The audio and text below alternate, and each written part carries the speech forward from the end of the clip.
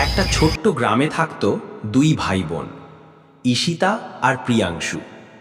ঈশিতা খুব শান্ত, বুদ্ধিমান আর বই পড়তে ভালোবাসে।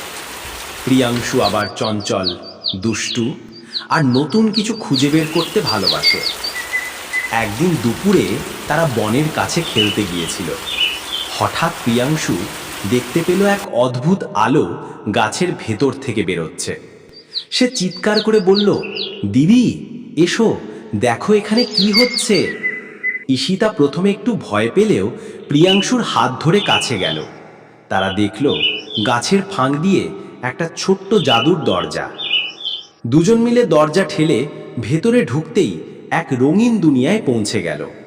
সেখানে কথা বলা পাখি, নাচতে থাকা ফুল আর ঝলমলে নদী। কিন্তু হঠাৎ এক দুষ্টু বাতাস এসে সব ফুল উড়িয়ে নিয়ে যেতে চাইল। তখন ঈশিতা তার বুদ্ধি দিয়ে বলল, আমরা একসাথে হাত ধরলে বাতাস আমাদের জিততে পারবে না। প্রিয়াংশু সাহস নিয়ে দিদির হাত শক্ত করে ধরল। তারা দুজন একসাথে দাঁড়াতেই বাতাস দুর্বল হয়ে মিলিয়ে গেল। তারপর জাদুর দুনিয়ার সবাই খুশি হয়ে